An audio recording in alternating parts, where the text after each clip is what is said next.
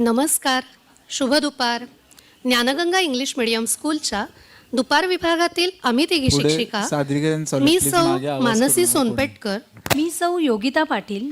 आणि मी सौ जास्वंदी शेवाळे. आज आपल्यासमोर पशुपक्ष्यांवर आधारित बालकवितांचे अभिवाचन सादर करत आहोत. अगं मानसी, जास्वंदी, आपल्या रोजच्या धावपळीच्या जगातून या लहानशा जंगलात आपण आलोत. इतकं छान वाटतंय म्हणून सांगू तुम्हाला. अगदी खरंय मानसी, तू खूप छान पिकनिक स्पॉट निवडलास.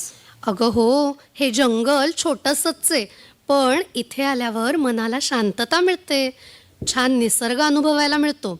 निसर्गातल्या या पशुपक्ष्यांसारख्या घटकांकडे पाहिलं ना की त्यातून आत्मपरीक्षणाची संधी मिळते. म्हणूनच तुम्हा दोघींना घेऊन आली आहे मी या जंगलात. नवनवीन अनुभव मिळतील आता तुम्हालाही. हो, चला आपण जरा अजून थोडे पुढे जाऊयात. ए, तो बघ पोपट, हळद्या, सुतार आणि तो मोर आहे वाटतं. किती सुंदर पिसारा फुलवला ना त्यानं. ते बघितलंस का? सुगरण पक्षाने कलाकुसरीने विणलेलं त्याचं घरटं. पक्ष्यांकडून हा नीटनेटकेपणा, हे कौशल्य आपणही शिकले पाहिजे. त्या झाडाजवळच्या तळ्यापाशी बदकं, बगळे किती छान विहार करताना दिसत आहेत. आणि ते बघ, तो निळ्या रंगाचा खंड्याच ना, त्याने किती झकास सूर मारलाय पाण्यात. अगं, पण एवढे सगळे पक्षी या झाडावर आणि तळ्याकाठी का बरं जमले असावेत? एवढा किलबिलाट चालू झालाय त्यांचा. अगदी आपल्या शाळेतल्या मुलांसारखाच जणू. असं वाटतंय मला की या साऱ्या पक्ष्यांची इथे शाळाच भरली असेल. अशा या पक्षी शाळेची कविता लिहिली आहे कवी अमोल तांबे यांनी. ऐकवते हा कविता, पक्षी शाळा.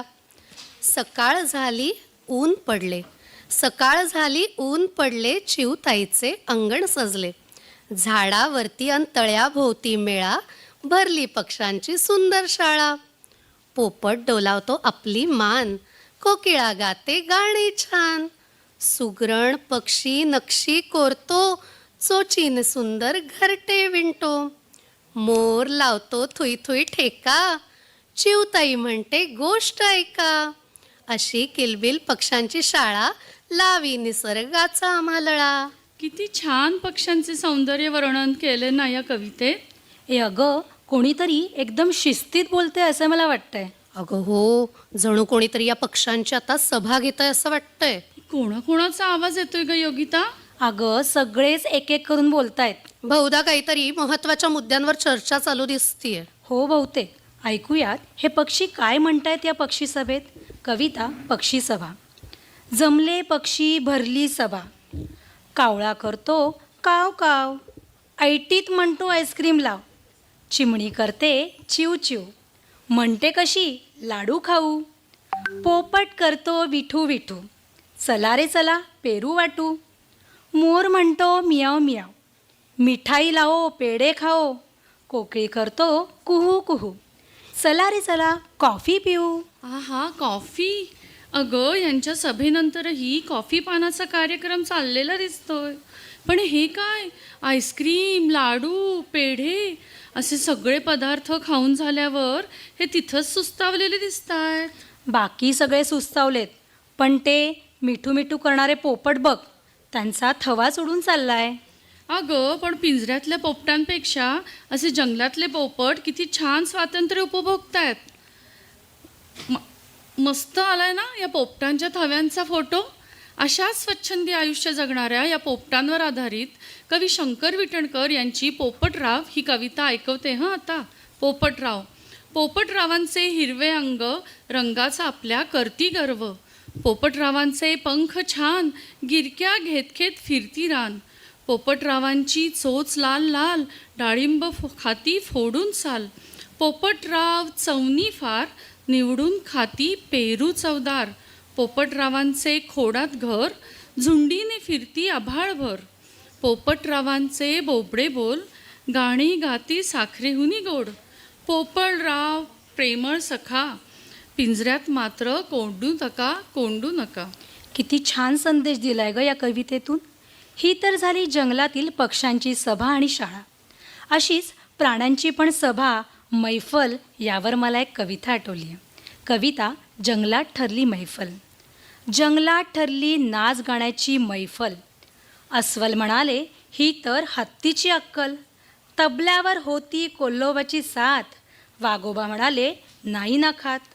पेटी मी वाजवतो सुंदर, हसत हसत म्हणाले साळींदर. गुंडू पांडू लांडग्यांना तंबोऱ्याची हौस.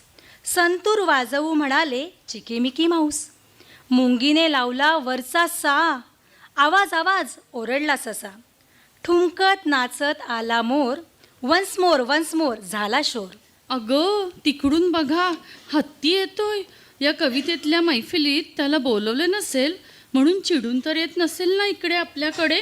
मला तर बाई त्याचा तो आगडबंब देह पाहून भीतीच वाटायला लागलीये. अगं घाबरतेस कशाला? चिडून नसेल येत तो.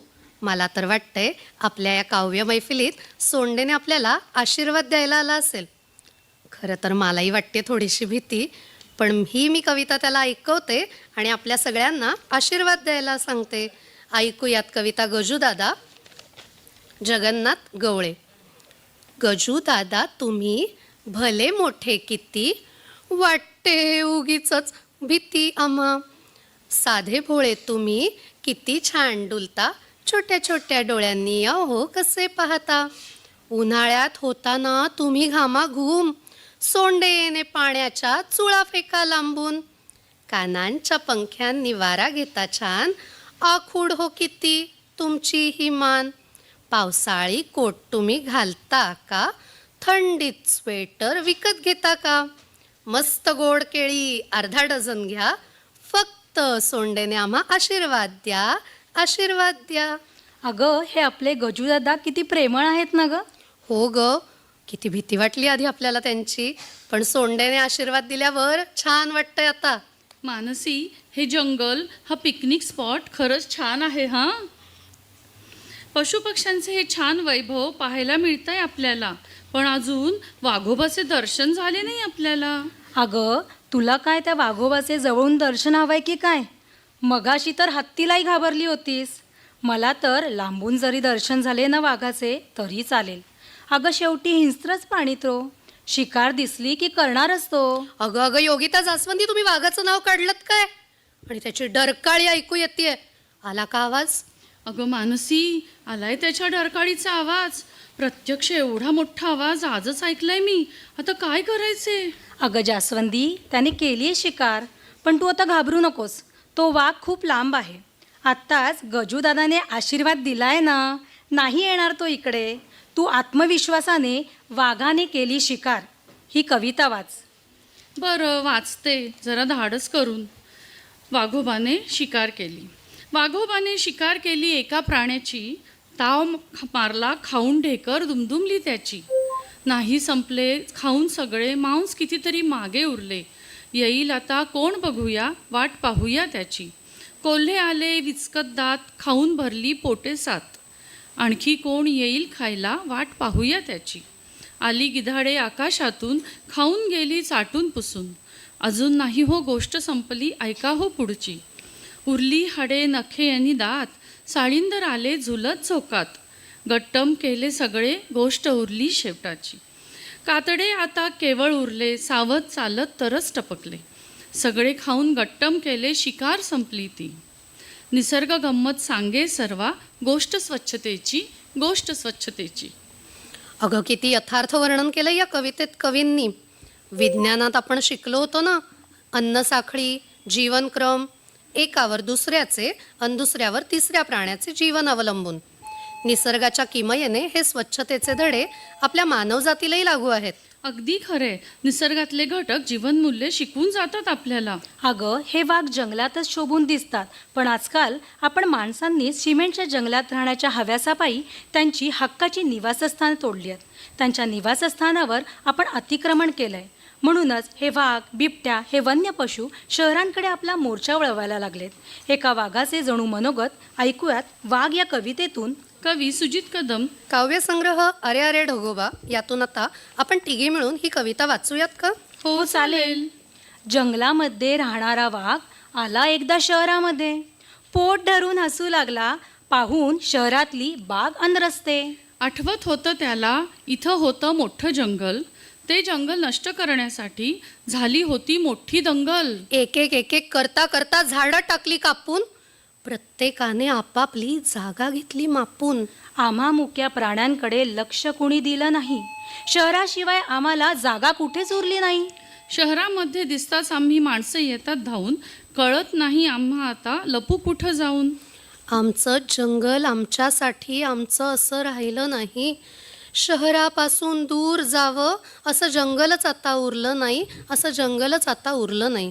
खरंय ग, आपल्या सगळ्या मानवजातीने या बाबींकडे दुर्लक्ष करून चालणार नाही.